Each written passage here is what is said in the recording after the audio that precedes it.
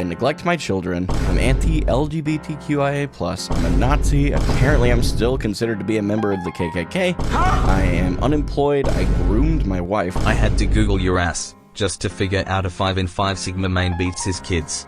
This is the most hated streamer in the Overwatch community. Most people who know him say he is the most toxic player on Overwatch. But is this true? Because recently we went through Gamin4Hope's controversy and how he was getting cooked by the internet. Because Gamin4Hope, for most of his online career, has faced some of the worst criticism online. Most of it he brought on himself. But the question is it deserved? I know some of you are already jumping in the comments to give your own answers. But before we do that, let's just go through the reasons why the internet hates Gamin4Hope. I want to compete at the highest levels of Overwatch in the Overwatch Champions series. This is how Gamin4Hope crashed and burned. David, also known as Gamin4Hope, is known as the most controversial YouTuber in the Overwatch space because David here is a man of pure dedication. He has big dreams of becoming an Overwatch pro, but he can't get out of plat. This man is the biggest loser on Overwatch, and you don't have to take my word for it. And I really hope Gamin4Hope or Hope for Game, what the fuck his name is, watches this and tries to respond, because it is ridiculous, bro. I don't know how you think this isn't your fault. It is unacceptable. If you want to go pro, you need to be more realistic with yourself, bro. You're not going pro with this attitude. You can't win in bronze. How are you going to win in OWCS? Now, does David decide to buckle down and learn the characters in his free time? No! He straight up quit his job. See, the problem with this is that David is a 29-year-old man who's married with children. I want to compete at the highest levels of Overwatch in the Overwatch Champions series. But there's a problem. I'm 28 years old, married, and raising a family. This makes the path to get there much longer and consequently more challenging. And we all know, to make it to pro in Overwatch, you can't have anything even resembling human contact. But since David is stuck in platinum, mainly because he has little time to play, when he does play, he spends most of his time doing stupid stuff like this. Okay, let's reset. Okay, we just need to back out here, buddy. Alright. Yeah, you're just dead. But yeah, he's dead because you're not drawing aggro, bro. His Sojourn is the fucking tank. He's not going pro. Dead.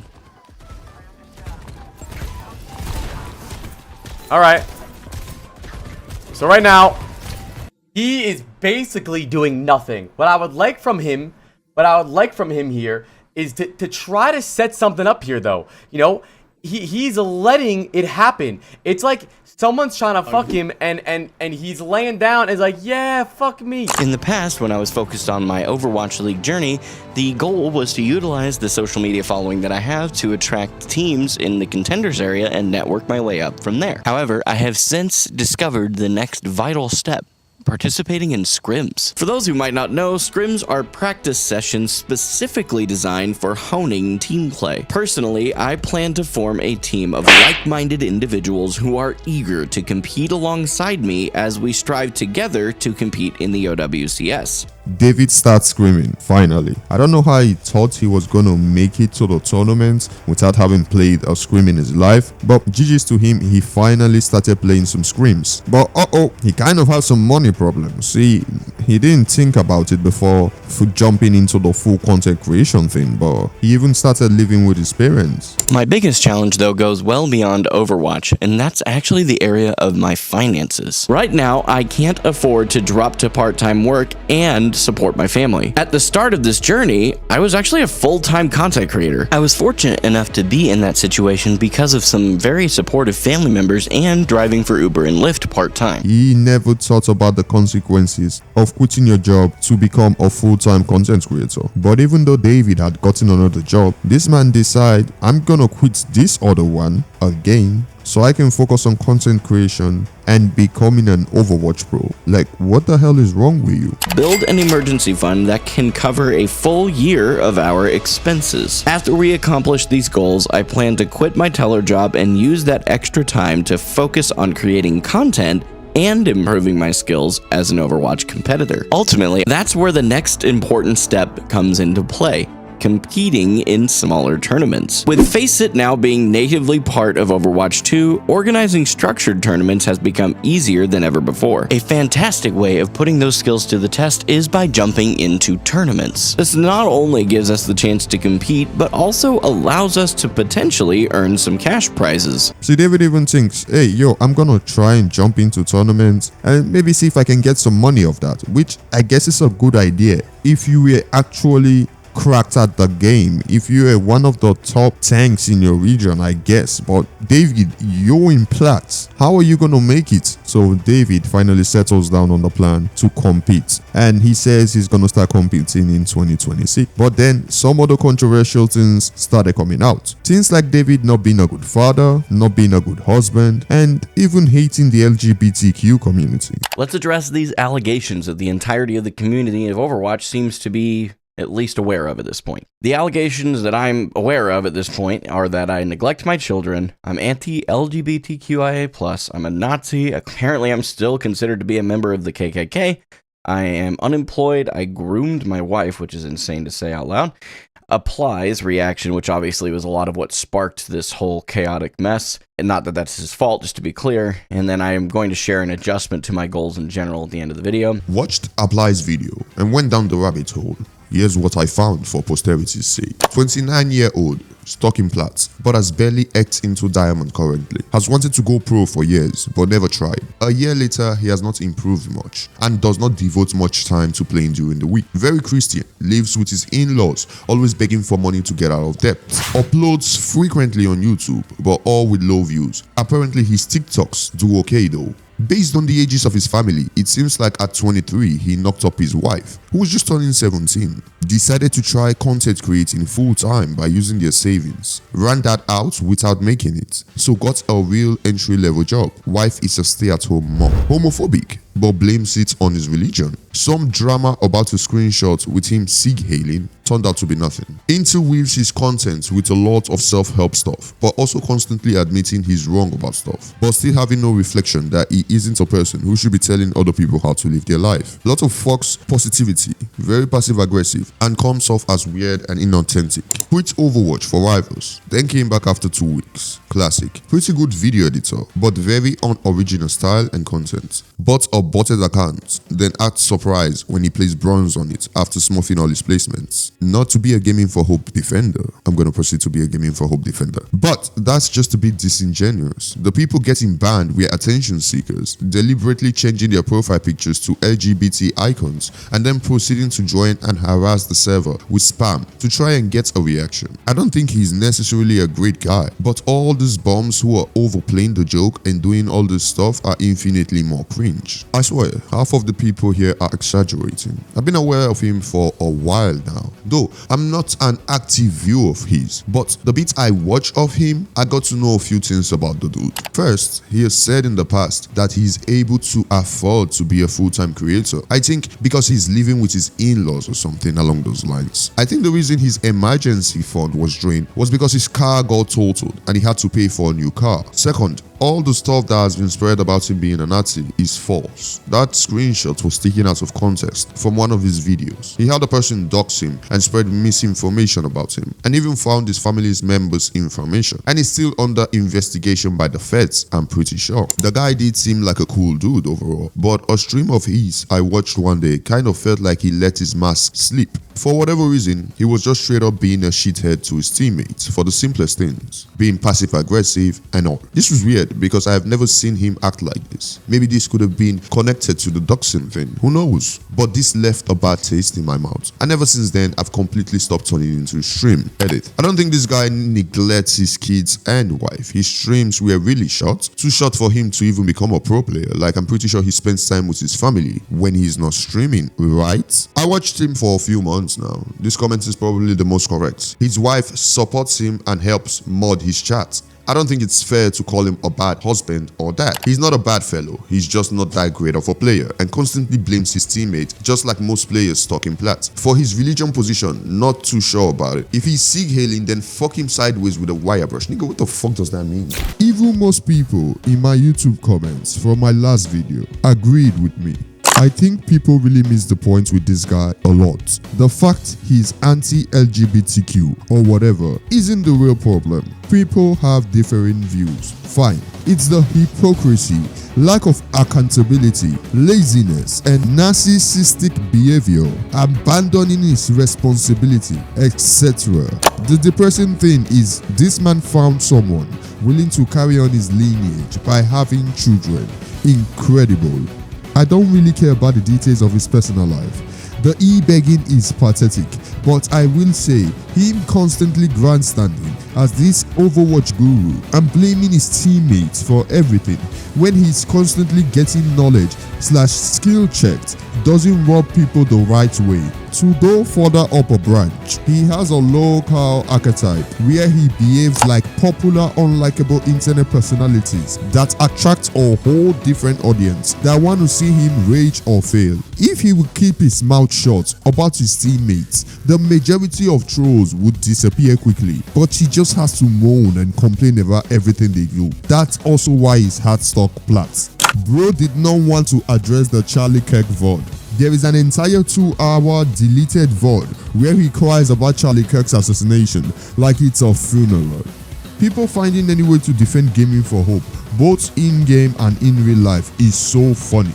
Because first off, he's not good at the game and constantly gets carried by pro players, while simultaneously blaming his teammates whenever he solo queues because he sucks at the game. Oh my gosh, bro. I know I'm not fighting my butt off like this, playing this well and still losing these fights. I need my DPS to work with me a little bit here. Let's see, what are they doing? Oh, we went May instead of Echo for some reason. Probably the Genji if I had to guess. Yep, that's fine. May, get in there. Right click. Right click. He's... I am in awe. I am in awe of our May not right clicking that. Well, huh?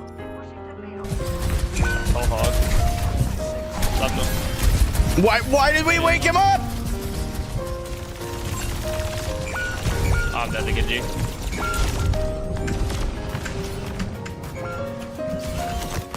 That was such a good sleep, and our freaking moron of a Cassidy player just woke him up. What a match. What a match.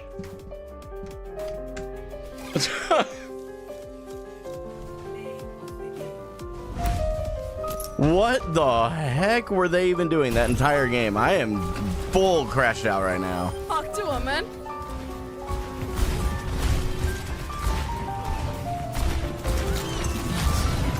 I was 26 and 7 and my DPS were just flying at the enemies for fun. Holy cow. Gamin4Hope was trying to become a pro without having become a grandmaster or even close to that point. See, Gamin4Hope has a big problem, which is his ego. A lot of players definitely think they are better than they are, but you end up finding out you're not as good as you thought you were. When everything was said and done and they actually beat most of the allegations, on August 15th, 2025, Gamin4Hope released a video. He quits, and he's gonna explain to us why. After over 2 years of grinding to get to the tier 1 level of Overwatch, I have failed. Not in the clickbait secretly I'm winning kind of way, actual failure. The dream that I have documented on social media platforms primarily with video is still out there. Many of you have seen my late nights, my wins, losses, rants, and copium-filled hope that was keeping me going. It's time that I talk about this, and I owe you the truth that I am stepping away from the pursuit of tier 1 Overwatch going forward. So I think David finally got a reality check. So he actually gave up trying to become an Overwatch pro, which good for him, I guess. I mean, you don't want to leave your family hanging. Too bad it took this long for you to actually realize that. You should have actually thought about your family in the beginning. At 27 years old, with a wife and 2 children at the time, I decided to set a goal that was absolutely bonkers. This involved me chasing this dream I had in my head of wearing a dope headset, having my name on the back of a jersey and competing against the very best players of Overwatch across the world. Overwatch itself hasn't just been a game to me at all at any point. It's been a game that I fell in love with, and I've built friendships in, and actually really ignited this competitive fire in me. So I set a ridiculous goal that I knew people would rightfully question. That goal was to compete at the highest tier of Overwatch by 2026. At the time, this was the Overwatch League, may it rest in peace. And even to me, I knew this was bordering on impossible, but that just made me want to chase it even more. Going pro in esports isn't just mindlessly grinding ranked on a live stream. You've got a lot more to it. You got to get coached, you need to review your own gameplay, and the thing that I didn't know going into this is you needed to do something called scrims. You break down your own gameplay, you review VODs, and you get absolutely dumpstered by players that are infinitely better at you at playing in a team-organized environment, or scrims like I just referenced. My days were very, very repetitive. They looked like getting up, going to work, coming home to warm up, then play the game, review my gameplay, go to bed, and continue this on a cycle. I cut out almost all social plans that were for me personally, with the exception of the ones that involved my immediate family of my wife and children. I even took a chance on myself and quit my 9-to-5 I had at the time because we had the financial means to float several months. This man is so dumb. He doesn't even know how to keep his political views out of his content. Or it can be as big as a way we communicate. And guess what? The way that we handle that is speaking to each other with kindness, respect, and love. And out of those things comes fruitful conversations where we find a place that we can find a middle ground and either find a compromise, or after having a very educated and real conversation, one of us changes their minds. Changing your mind in 2025? Yeah, it's still fucking possible. Just open your brain up for 2 damn seconds. It's really not hard.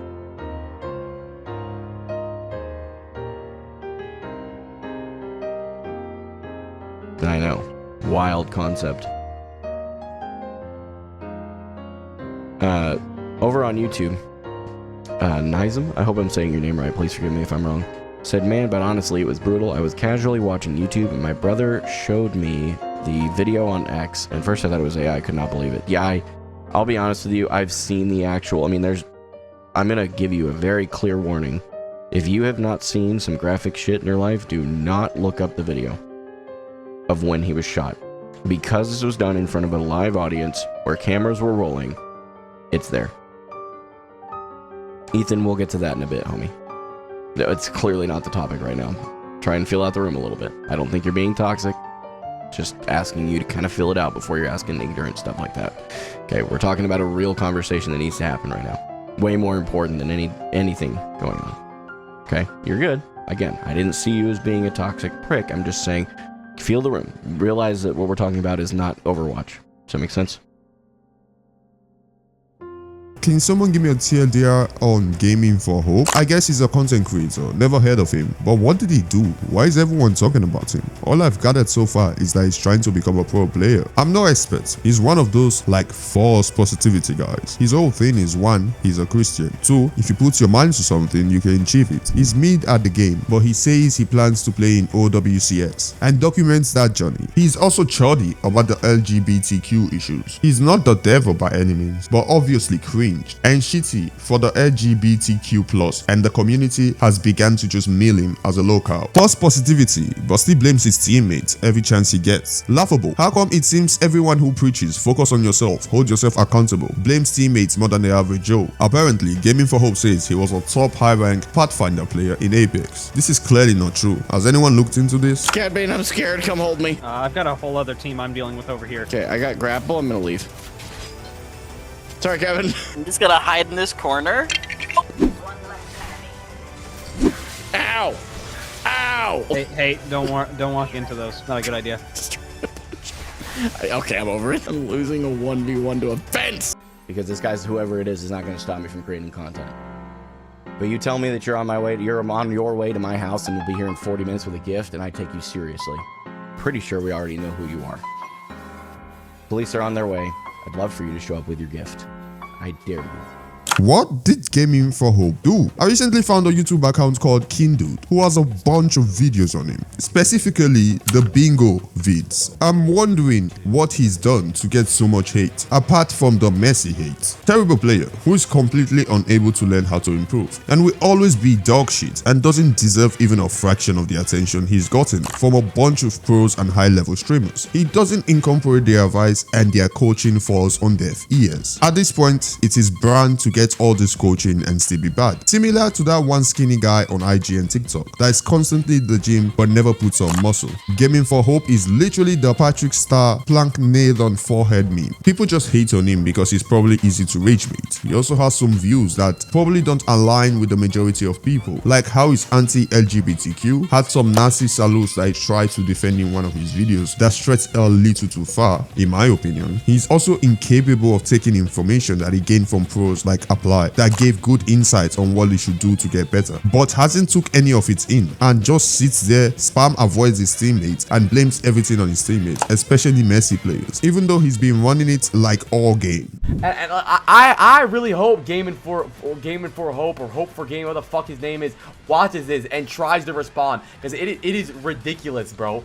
I don't know how you think this isn't your fault. It is unacceptable. If you want to go pro, you need to be more realistic with yourself, bro. You're not going pro with this attitude. You can't win in bronze. How are you going to win in OWCS? Thank God he finally got the wake-up call, because this man seemed to have been heading to the worst direction ever. Yes, that's what you have to do when you want to become an Overwatch pro. That's what you have to. Even more, you don't need a job.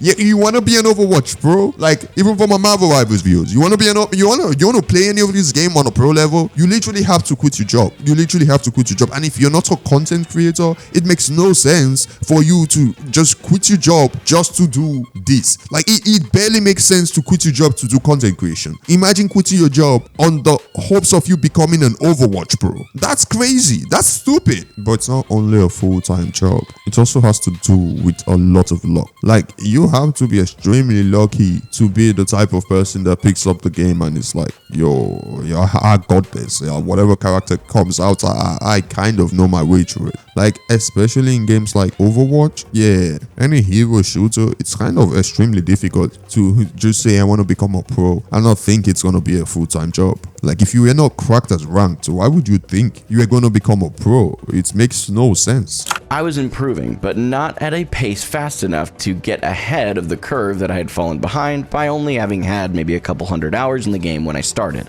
And this was almost exclusively because I was not willing to sacrifice what little time I had with my family on a day-to-day basis and on a weekly basis in the sake of actually pursuing this goal with more time available. Yo, I can understand trying to chase your dreams and always going for your dreams. Yes, it's always understandable and you should always do that. But you shouldn't just go, hey, I have a full family that I'm gonna abandon just to chase my dreams. That's crazy. You don't have to abandon your family, bro, to do that. See, he could have taken an hour a day and focused on maybe just content creation and had a grand time. Maybe he might have gotten some views, maybe he might not have gotten some views, but putting his family in jeopardy just to try and get to be an Overwatch pro, you're like, that was your dream? Bro, what the hell? It's not even a sustainable plan. What were you trying to do? Win tournaments every year?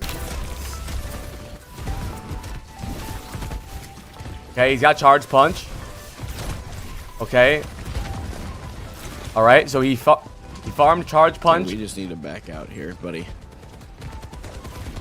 Yeah, you're just He's not going pro. dead. Alright. So right now, he is basically doing nothing. What I would like from him here is to try to set something up here, though. You know, he's letting it happen. It's like someone's trying to fuck him, and he's laying down and is like, yeah, fuck me. But you have to do something here. Just because your team died or one died or someone taking damage doesn't mean you necessarily reset and back up. He turned around and looked around and he was like, yeah, buddy, we gotta back up here. But why not try to make a play here? Go for a trade. Like, look, what is this sequence here where he's looking at his team? He is checking to see what his team is doing. But why? Why? Do what you want to do. Also, why are we even holding here? Who the fuck holds here? Who is Gamin4Hope? Been out of touch with anything revolving around competitive Overwatch scene for about 2 years now. Been getting back into everything with the recent update. And my YouTube feed is bombarded by people flaming this dude. Who is Gamin4Hope? I have never heard of this guy, and I'm curious why it appears that everyone hates his guts. Any insight would be appreciated. A guy who shaved his beard and now looks like a piece of chewed gum. Lolcow that shaved his beard because God told him to. That quit his day job and plunged his wife and 3 children into debt at the age of 28 to pursue OWCS whilst being a hardstock platinum Zarya one-trick pony, dedicating 2 hours a week to the game for improvements so he can participate in the OWCS in his next life, cause he sure as shit ain't doing it in this one. Best part is he's being coached by a Zionist and is openly anti-LGBTQ, and a year on he's still platinum tank. Based on a slight bit of research, it sounds like some streamer or YouTuber who's got a serious case of man-child syndrome. Personally, I don't think this guy has any expectation of making it pro in Overwatch. I believe he's just farming content, taking coaching from other popular content creator slash YouTuber slash streamer to boost his viewership. He is just farming his goal of making it as a professional Overwatch player. His real intention are probably just to make it big as a YouTuber slash streamer. Just my take though. Let's talk about the breaking point, which wasn't some like wild tournament loss. It was actually a scrim that recently has kind of become famous. I had been on a team for the previous year at this point, and I started to notice that they were playing infinitely better with our other tank player. I saw the difference and noticed some things that I just wasn't gelling with the team and they weren't gelling with me. And the other thing is the objective reality that that tank player was 2 full divisions ranked higher than me. Unfortunately, my skill gap was not closing fast enough, so I decided that it would be best for the team if I walked away, realizing that reality was we weren't gelling as people and I wasn't playing as well as I needed to. I was a hindrance to them, so I chose to walk away from the team that I created. Clinging on to the little drive and discipline that I still had, I decided to grind public ranked to masters and maybe join a scrim team at that time, but I would get there when I got there. Although he mostly blames his teammates, being like, oh, I wasn't gelling with them, I wasn't being cool with them, yeah. But the reality is he got his wake-up call. The other tank who was 2 divisions higher than him was way much better than him, and he should have just known that, yeah, there's just some things you can't do, I guess. Like, if you're not good at the game, you can't become a pro. That's just normal. Everyone knows that. I guess he should have thought about that before trying to even attempt any of this. Anyhow, thank you very much for watching the video. Don't forget to subscribe. For the comments saying they love my voice and they say Shivery is dead,